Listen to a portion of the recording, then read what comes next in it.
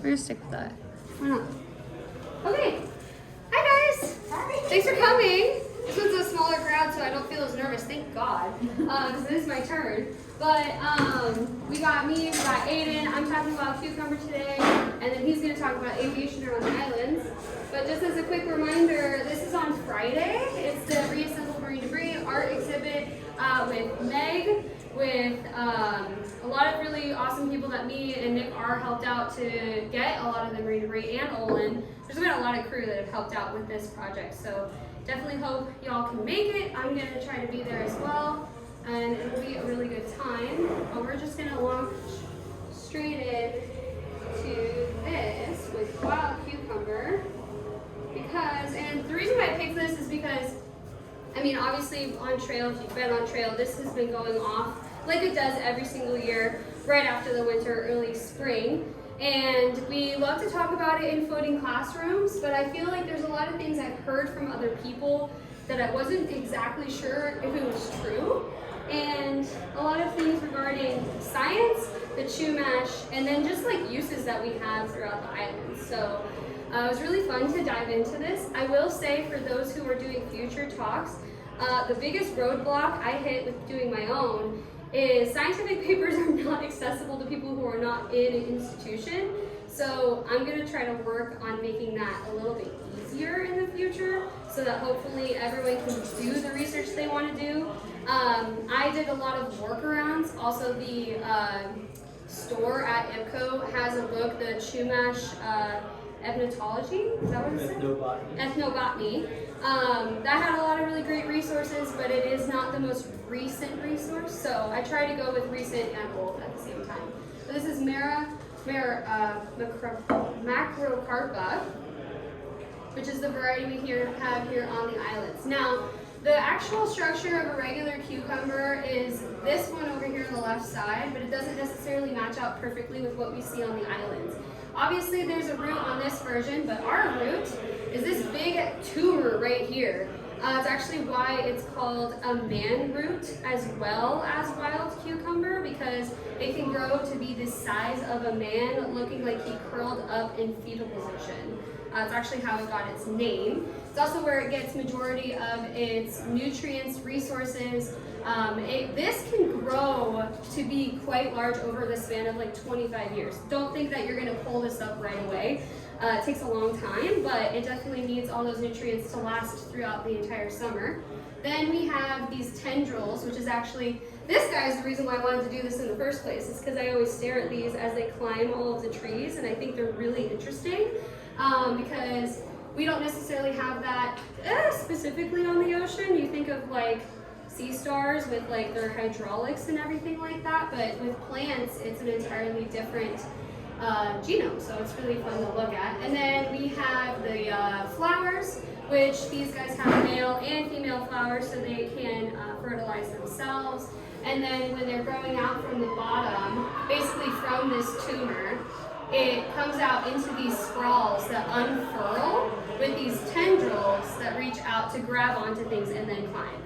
And then, of course, we know about the seeds that pocket out, and I'm sure everyone's seen this before, where it's open like this, especially when it's dried out towards the summertime. And I'm going to get a little bit more into that. But it is in the gourd family.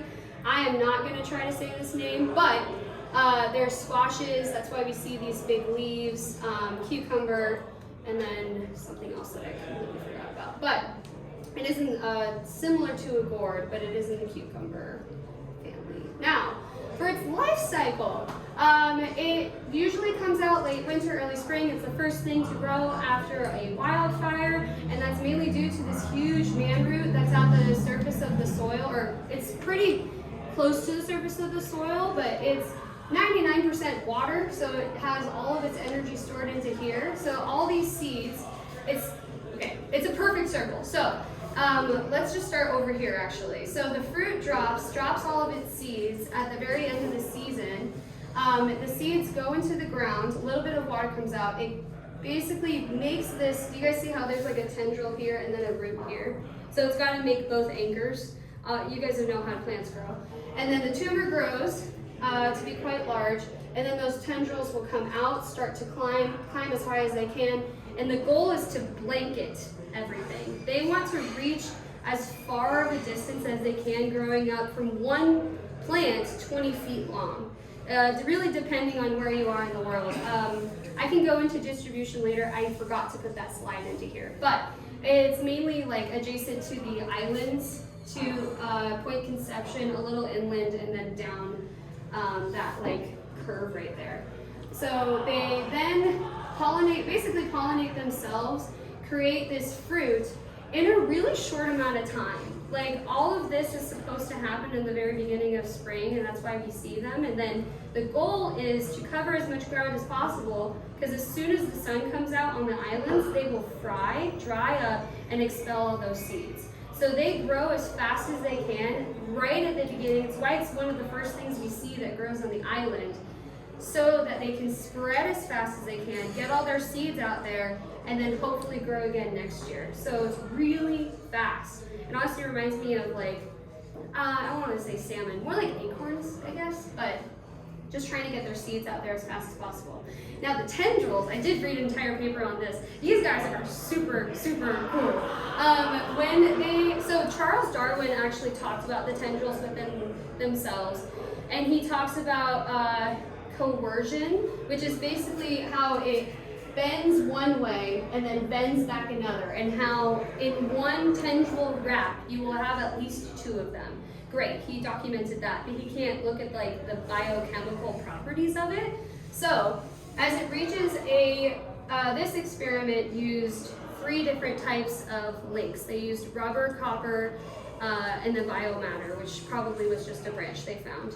And as it hit that bar, it would curl. It says curl asymmetrically, which just means curls towards itself, and wrap around. And as it's wrapping, it's called lignification, which means it just hardens over time. It's basically built to extend the nutrients while also hardening over whatever it needs to in order to cling on. The meme I was going to put on here, which the slide looks so pretty, but I couldn't do it, was Captain America holding onto an airplane in a building. That's basically what these guys are doing. Trying to climb as fast as they can, and they definitely have built themselves to be able to do it, which is super cool in my opinion. Climbing, like, I don't know if you guys have seen it, it goes all the way up the entire cliffside, especially like up on the Coreopsis, on the Manzanita. I did read some papers on if they cover the leaves of other plants, does it hinder them from getting sunlight? And because their life cycle is generally small, over the span of the plant's lifetime, it doesn't do much. It's not a parasitic relationship. It's what's the 0-1 or 0-0? I forgot what it is. Huh? Mutualism? No, they don't work together. It's pretty much neutral. Symbiotic? No. Commensalism. Yes, commensalism. Thank you. Good job, everybody. Commensalism, which means that they really don't interact with each other. They're just, this one is just taking advantage, because it's a vine and not a plant. It doesn't have woodism like some of the other island plants does. Instead, it just needs to rely on its vines with the lignification to get tall and go to the sun, instead of actually investing into a branch to get them to the sun, because they don't need to live for a long time. They need to just grow that tumor, invest in that tumor as long as they can, instead of into the actual branch themselves. Are these cucumbers? No. Basically, I've heard I heard this for my own talks, that these are, the wild cucumbers we see on the islands are the ones that we see in the store, and that is simply not true. The ones that we see in the store are different variations of the ones from this. This is from the Himalayas. It's in the same family, so they're related to each other, but there was not the same thing as like corn, where over time we changed it from the specific species on the islands to the cucumbers we see in the store. Are they in the same family? Absolutely. But they are not the specific breed that was from India that we took back to America, changed over time in order to be in the grocery store. They are entirely different species. The variation of Mara mercopia,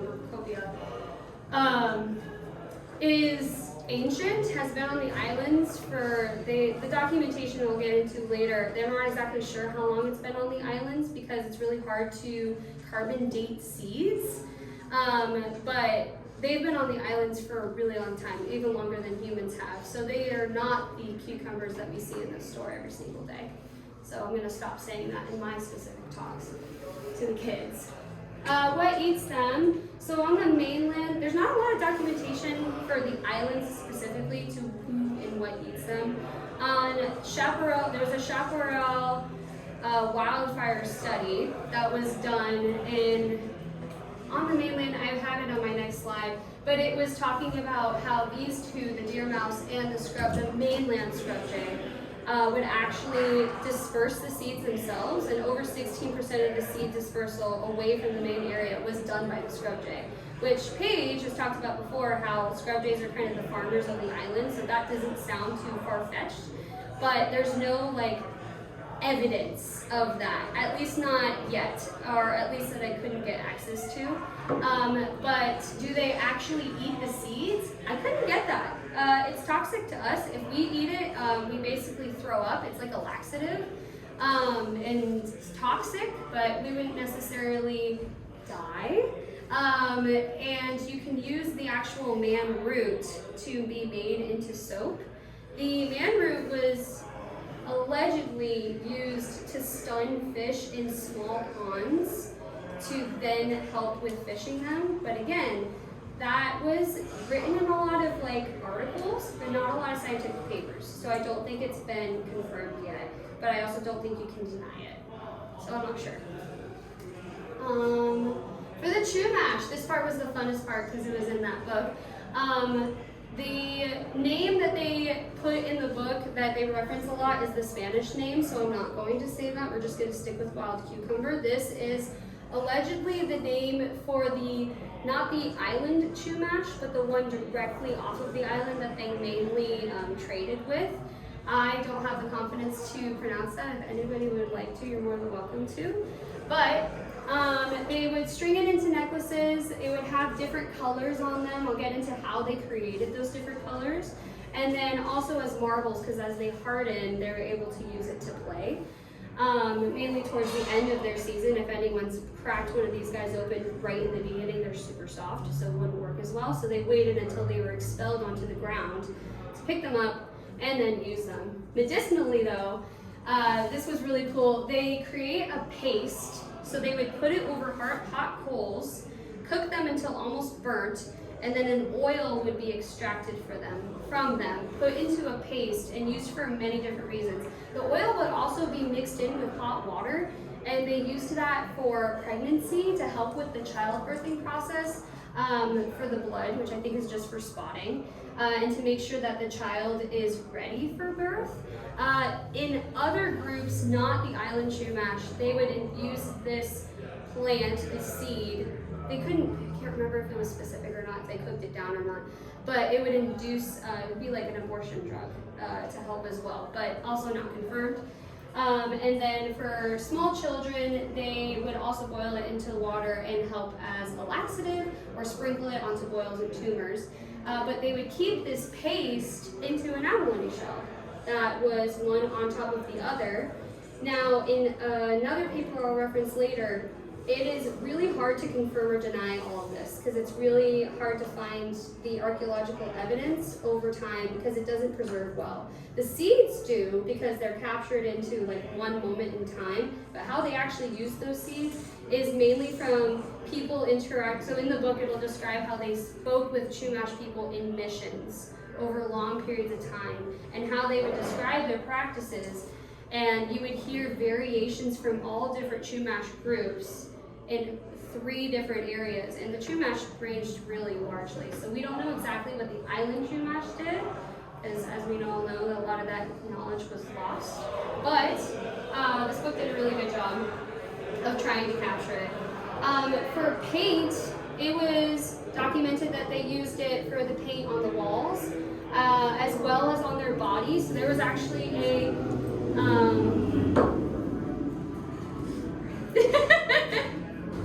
a ceremony they would do with that that same paste, so it would be black in color if they didn't treat it with the next things I'll talk about, where they would do, I don't have a picture, again, this is all like verbally captured from people. So lines and dots, wherever the illness was, a ceremony was performed, and then a song was performed, and then hopefully that healed any ailment. But the wild cucumber seeds were involved in the making of the serum. Was it the main ingredient? No, but it was definitely very, very important for actually making it in the first place.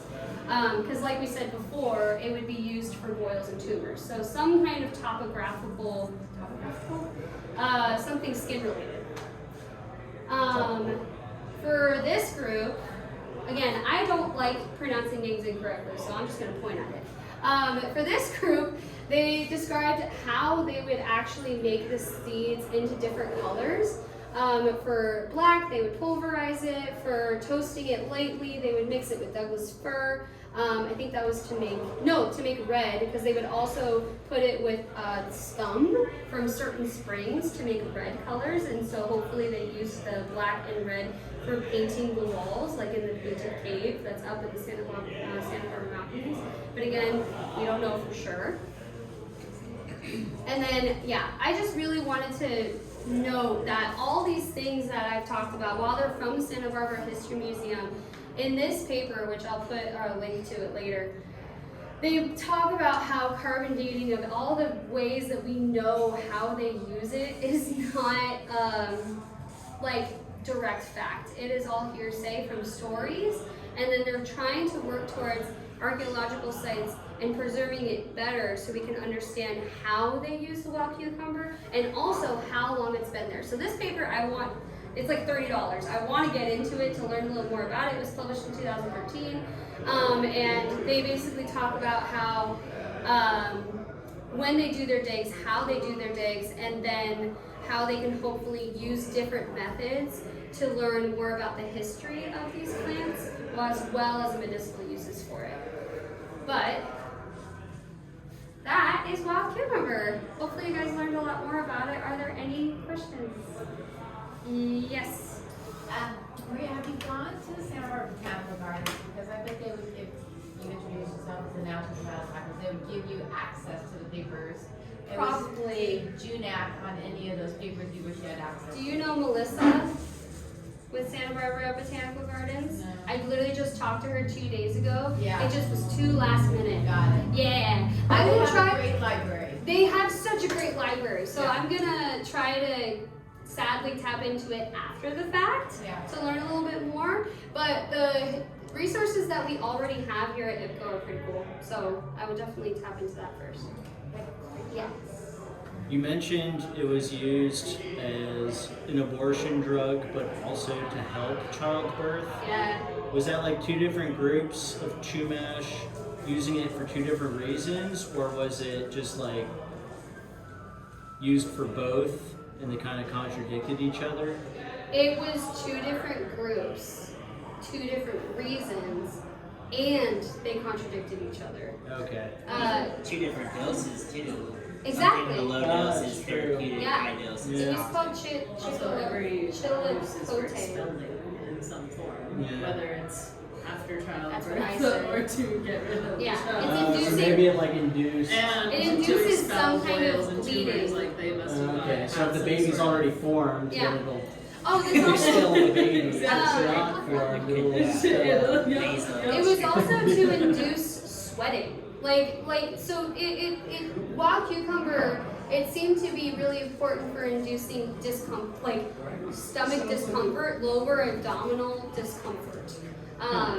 But mostly, I think for us, if we were to like use it now the way they did, it'd be a laxative. It'd be I need to get whatever's in me out of me like right now. I'll test it out and let you know. Yeah, next night we go on everyone's. Yeah. Any other questions? Yes. It's like a question comment. When you did the tendril part, Yeah. did you watch any time-lapse videos of that? I did. I can show them to you later. It's really cool.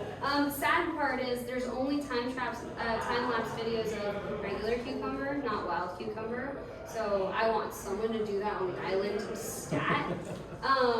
But the opposite curling is really interesting because I think it's supposed to create more friction. As far as what I read, is to create more like unification to hopefully lift. So the point, oh yeah, I forgot to mention that. The point of this curling is to pull from this end to lift the rest of the plant up. So it's literal like alien arms. I want to go back to this one. They are alien arms going and reaching out. This mechanic, like this stem, doesn't perform any of that. It is literally just there to get sun, get its fruit, get its flowers out. These are the climbers. These are the only climbers on the body. That's why they have so many straight off the beginning, because these are like feeling out. As far as like nerve endings, I try to look into that. It doesn't seem like they have it. Well, I just was saying, I don't know what species it was, but Michael Pollan wrote Botany of Desire. He just has a new book about consciousness, and one of them was about plant consciousness. And they showed that those tendrils actually somehow know where they're going. Yeah. Because when they miss, they would sort of like recalibrate and then get back on track. Like if they almost got to the thing, they would then fall, and then they could figure out exactly in a whole room which direction they wanted to go to get to the nearest pole, which is really Oh shoot, I should have talked to you before I did this. That's really cool.